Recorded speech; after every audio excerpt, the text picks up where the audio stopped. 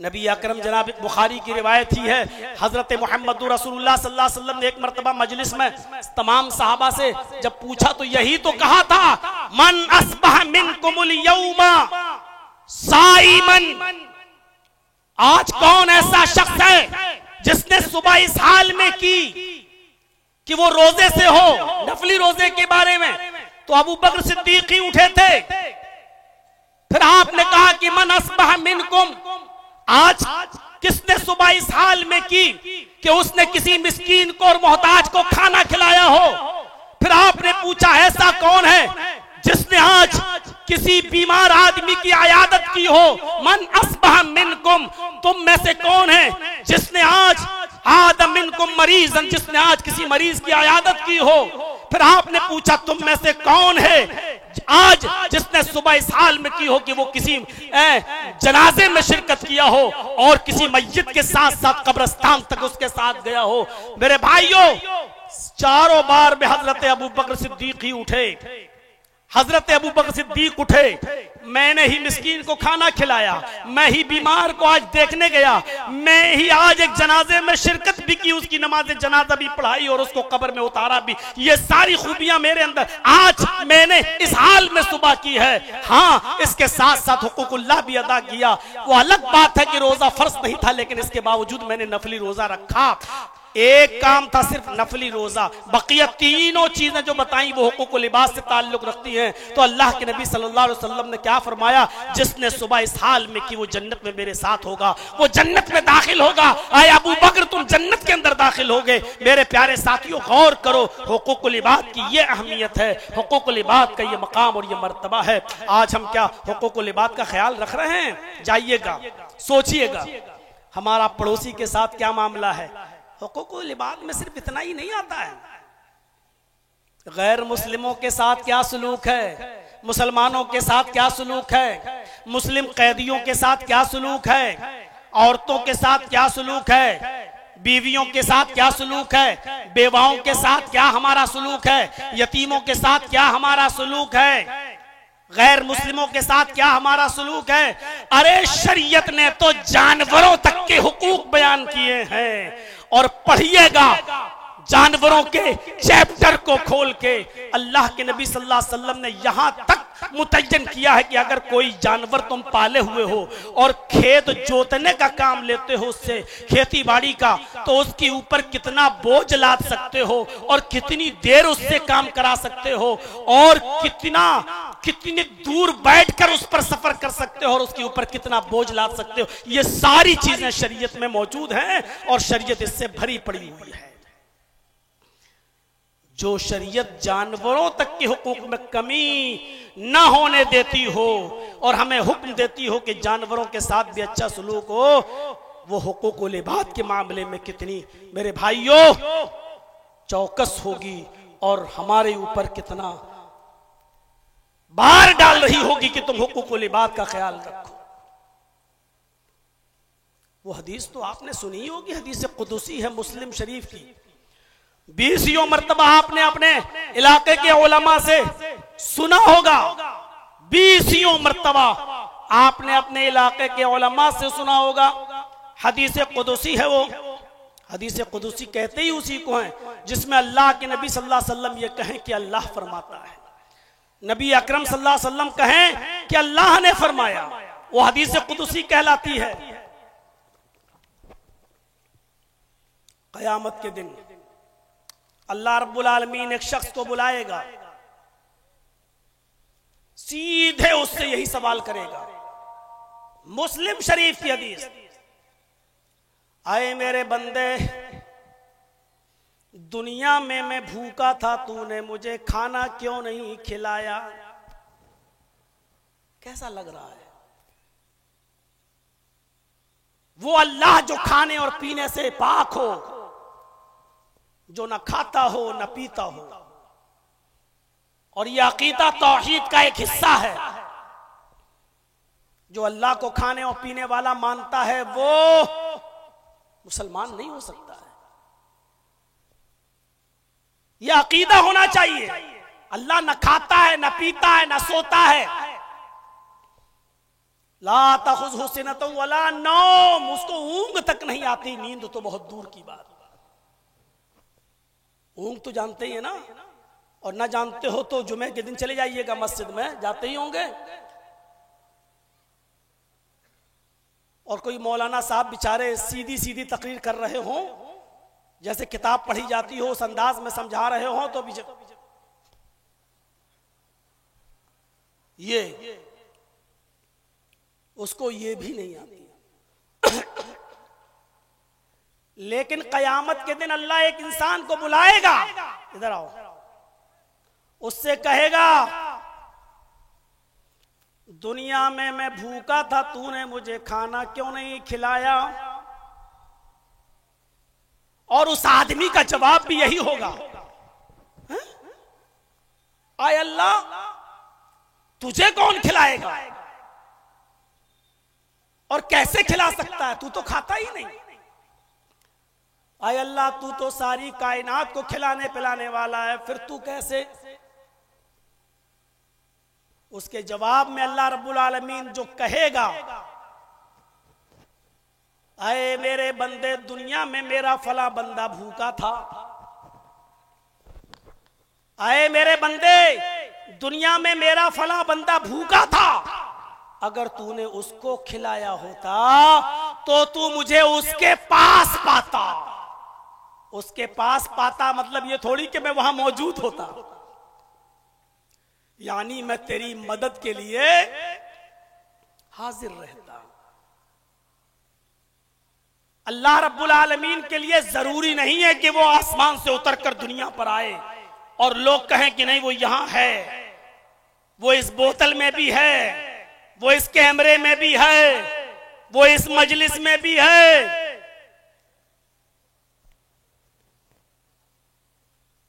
अल्लाह आसमान पर है, सुम्मस्तवा अलल अर्श, वो अर्श पर है। हाँ उसका इल्म हर जगह है, वो अपने इल्म के एतबार से हर जगह। मेरे बंदे अगर तूने उसको खिलाया होता तो तू मुझे उसके पास पाता है, नहीं मैं तेरी मदद करता। जब तू उसका नहीं हुआ तो मैं तेरा नहीं हुआ, क्यों तेरी मदद करूं? कितनी बड़ी हुकूकुल इबाद की तरफ इशारा कर रही है ये हदीस। एक भूखे को खाना खिलाना, खिलाना ही नहीं दूसरों को उभारना भी। अरे मोहताजों को, मिस्कीनों को खाना खिलाओ, ये शरीयत का एक हिस्सा है।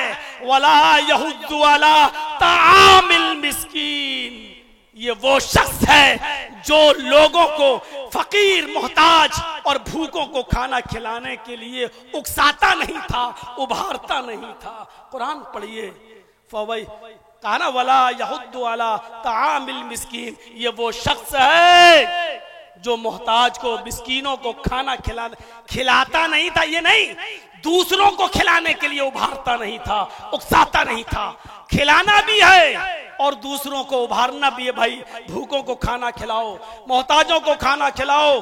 मेरे भाइयों, अगर कोई काम कोई गैर मुस्लिम कर रहा है तो सिद्क़ दिल से उसका एतराफ करना चाहिए।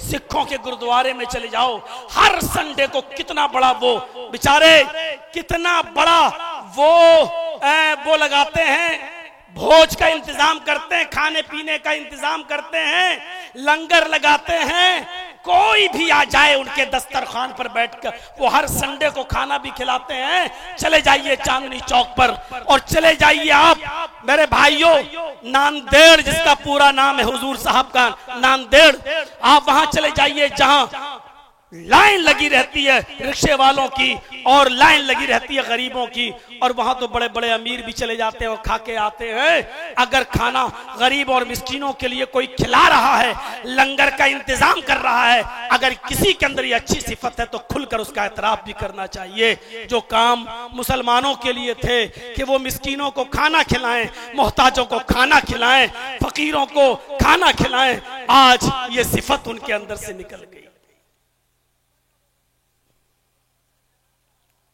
एक मौके पर खाना, बस शादी होगी तो डटकर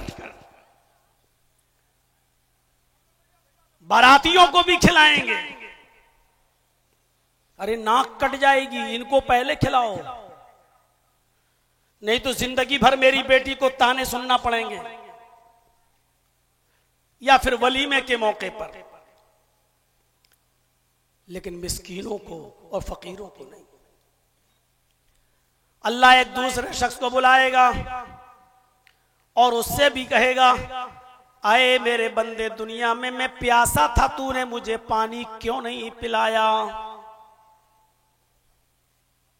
कैसा लग रहा है? अल्लाह कहेगा कि मेरे बंदे में प्यासा था, तूने मुझे पानी क्यों नहीं पिलाया? हालांकि वो पीता भी नहीं है। बंदा कहेगा, अल्लाह तुझे कैसे पिला सकते हैं, तू तो इन चीजों से पाक है। आए अल्लाह, तू सारी कायनात को पिलाने वाला था, तू तो खुद पीता नहीं है, फिर मैं तुझे पानी कैसे पिलाऊं? अल्लाह कहेगा, मेरे बंदे, दुनिया में तेरी चौखट पर मेरा बंदा गया था, प्यास की वजह से तड़प रहा था, तूने उसको पानी पिलाया होता, तूने उसको पानी पिलाया होता तो मुझे तू अपने पास पाता, यानी मैं तेरी मदद करता, मैं तेरे काम आता। तूने मेरे बंदे को पानी नहीं पिलाया, मैंने भी तेरी मदद नहीं की, क्या तेरी मदद करूं? तीसरे हिस्से पर नजर रखिए, कोई चीज छोड़ी ही नहीं है। इंसान को इन चीजों की बुनियादी तौर पर जरूरत है, खाने की, पीने की। हम लोग भी बोलते हैं कपड़ा, लत्ता, मकान। तीसरा सवाल तीसरे शख्स से, आए मेरे बंदे, दुनिया में मैं नंगा था, तूने मुझे कपड़ा क्यों नहीं पहनाया? जुमला देखिए, मेरे बंदे, दुनिया में मैं नंगा था, तूने मुझे कपड़ा क्यों नहीं पहनाया?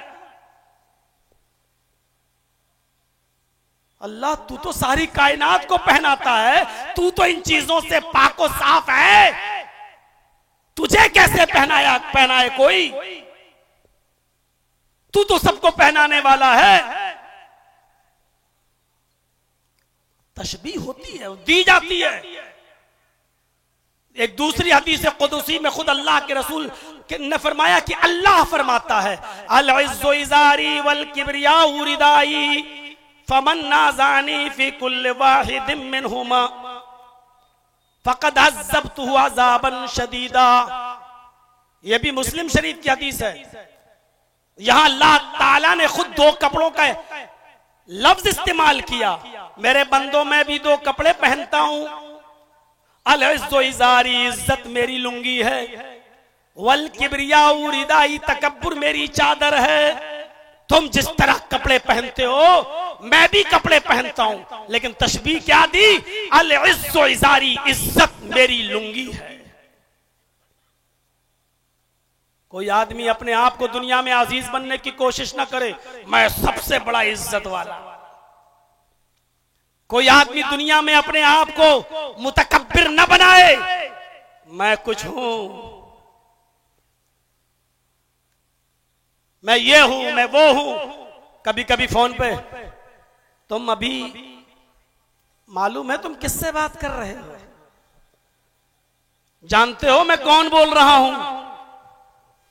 यही है वो तकब्बुर। अल्लाह कहता है ये दोनों चीजें मेरे लिए हैं।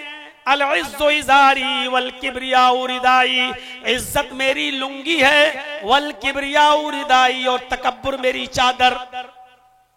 इन दोनों कपड़ों को मैं भी पहने हुए हूं। फमन नाज़ानी फी कुल्लि वाहिदिन मिनहुमा, ये दोनों चीजें मेरे लिए हैं। अगर इन दोनों चीजों में से कोई एक चीज भी अगर मेरे किसी बंदे ने मुझसे छीनने की कोशिश की, फमन नाज़ानी फी कुल्लि वाहिदिन मिनहुमा, इन दोनों में से कोई एक चीज भी मुझसे छीनने की कोशिश की, फ़क़द अज़्ज़बतुहु, बस इतना नहीं कहा कि मैं उसको अजाब दूंगा, फ़क़द अज़्ज़बतुहु अज़ाबन शदीदा, मैं उसको दर्दनाक सख्त अजाब दूंगा। बुखारी की रिवायत है, ला यदखुलुल जन्नह मन कान फी क़ल्बिही मिस्कालु ज़र्रतिन मिन किब्र, जिसके दिल में राई के दाने के बराबर, सरसों के दाने के बराबर भी तकब्बुर होगा, वो जन्नत के अंदर दाखिल नहीं होगा। राई का दाना यार कहां पहुंचा दिया अल्लाह ने। सरसों के दाने के बराबर भी अगर किसी के दिल में तकब्बुर होगा, मैं कुछ हूं, मैं कुछ हूं, ला यदखुलुल जन्नह, वो जन्नत में दाखिल नहीं होगा। गौर कीजिए आप, मैं नंगा था, तूने मुझे कपड़ा क्यों नहीं पहनाया? कहेगा अल्लाह तू कैसे नंगा रह सकता, तू तो सारी कायनात को पहनाता है। तो अल्लाह रब्बुल आलमीन कहेगा मेरे बंदे तेरी चौखट पर फटे पुराने कपड़े पहने हुए आया था, तुझे मालूम था कि आदमी बेचारा गरीब है, इसके पास कपड़ा पहनने के लिए भी पैसा नहीं है, खरीदने के लिए भी पैसा नहीं है। तेरे पास कपड़े की फैक्ट्री थी, कपड़े का गोदाम था, पैसा था, कपड़ा खरीद कर उसको दे सकता था, लेकिन तेरी चौखट से वह ना उम्मीद और ना मुराद लौटा। इसलिए अगर तू उसकी मदद करता तो मैं तेरी मदद के लिए हाजिर हूं, मैं तेरी मदद करता। अगर तू उसको कपड़ा पहनाता तो तू मुझे उसके पास पाता। गौर करो मेरे प्यारे साथियों, यह हदीस हुकूकुल इबाद पर कितनी बड़ी अहमियत रखती है और क्या बताती है कि भूखे, नंगे, मोहताज, गरीब ऐसे लोगों के लिए हमें और आपको इस दुनिया में पैदा किया गया है, उतारा गया है कि तुम जमीन वालों पर रहम करो, आसमान वाला तुम्हारे ऊपर रहम करेगा। ये सब हदीसें ऐसे ही मस्जिदों में सुनाने के लिए नहीं होती कि सुन लो एक कान से और दूसरे कान से उड़ा दो। मुहम्मदुर रसूलुल्लाह एक जंग के लिए ऐलान कर रहे हैं, लोगों ने अपने अपने नाम लिखा दिए हैं, सब तैयार हैं जंग में जाने के लिए। अब अल्लाह के नबी सल्लल्लाहु अलैहि वसल्लम ने उस जिहाद के लिए लोगों से सदका मांगा, लोगों से ताउन मांगा, लोगों से फरमाया आए लोगों, ऐसे ही जिहाद नहीं होता है, तलवारें लेना पड़ती हैं, तीर लेना पड़ते हैं, नेजा लेना पड़ता, घोड़े खरीदना पड़ते, जीन लेना पड़ता है, बहुत सी चीजों की जरूरत होती है। पता नहीं जंग में कितने दिन लग जाए, खुर्दोनोश खाने पीने की चीजों को भी लेना पड़ता है। इसलिए इसमें आपने उकसाया कि सदका करो, खैरात करो, जिसके पास जो हैसियत हो वो दे, अपनी अपनी हैसियत के मुताबिक ताउन फरमाए। दारमी और तबरानी के अल्फाज हैं, अल्लाह के नबी ताउन मांग रहे हैं। बैठो यार, नबी अकरम ताउन मांग रहे हैं। और सुनिए, जिसके पास जो कुछ भी है सब देते चले जा रहे हैं अपनी अपनी हैसियत के मुताबिक। जो वाकया सुना रहा हूं दिलचस्प और जबरदस्त वाकया है, मेरे भाइयों जरा सुनिएगा। किसी के पास ये है तो उसने ये दे दिया, किसी के पास वो है तो उसने वो दे दिया, किसी के पास चंद खजूरें तो उसने चंद खजूरें ही लाकर दे दी। सुनो, आए शामिलों के जबरदस्त फील्ड में आजमगढ़ मऊ और अतराफ वगना से तशरीफ लाने वालों, हजारों की तादाद में यहां जमा होकर बैठकर सुनने वालों, गौर से सुनो। उसी महफिल में एक सहाबी हैं, अंसारी सहाबी हैं, जिनका नाम उलबा इब्न ज़ैद अंसारी है। उनके पास उनके घर में 2 खजूरें भी नहीं हैं जो वो 2 खजूरें दे सके, कुछ नहीं है उनके पास देने के लिए। जिहाद में जाना है, नाम लिखा लिया है, लेकिन हर शख्स, हर सहाबी सदका और खैरात कर रहा है, कुछ न कुछ दे रहा है। उलबा इब्न ज़ैद अंसारी के पास कुछ भी नहीं है। कहते हैं मुझे बड़ी शर्मिंदगी महसूस हुई, मुझे बड़ी शर्मिंदगी महसूस हुई। महफिल से चुपके से उड़ते हैं, सीधे अपने घर जाते हैं, इशा की नमाज पढ़ते हैं, लेट जाते हैं, यही सोचते हैं कि अल्लाह मेरे पास ऐसी कोई चीज नहीं है कि मैं भी उसको सदका दे सकूं, मैं भी उसको ज़कात में निकाल सकूं। अल्लाह के रसूल ने ताउन मांगा, मैं नबी अकरम को दे सकूं, नबी अकरम सल्लल्लाहु अलैहि वसल्लम को पहुंचा सकूं। आधी रात के बाद उठते हैं, वुजू बनाते हैं, 2 रकात नफिल नमाज पढ़ते हैं और 2 रकात नफिल नमाज के बाद अल्लाह से यूं दुआ करते हैं। गौर कीजिए दुआ क्या कर रहे हैं। दुआ करते हैं, अल्लाहुम्मा इन्नहु लैसा इंदी शैउन मा अतसद्दिकु बिही इलाल आलमीन। तेरे नबी ने सदका व खैरात ताउन मांगा। अल्लाह के हर बंदे ने, तेरे हर बंदे ने अपनी अपनी हैसियत के मुताबिक जो था उसको दिया। मोहम्मद रसूलुल्लाह को पहुंचाया, कुछ नहीं था, 2 खजूरें थी वो दिया। इन्नहु लैसा इंदी शैउन, आय अल्लाह मेरे पास कोई ऐसी चीज नहीं, मा तसद्दिकु बिही, जिसको मैं सदका दे सकूं, जिसको मैं खैरात कर सकूं। मेरे पास कोई चीज नहीं। मैंने नबी अकरम को कोई सदका नहीं दिया, मैंने नबी अकरम को कोई खैरात नहीं दिया। मैंने मोहम्मद रसूलुल्लाह ने अल्लाह की राह में जो मांगा, मैंने मोहम्मद रसूलुल्लाह का कोई ताउन नहीं किया। अल्लाहुम्मा इन्नी अतसद्दिकु बिर्ज़ी अला मन्ना लहू। आय अल्लाह, आज मैं अपनी इज्जत का सदका करता हूं।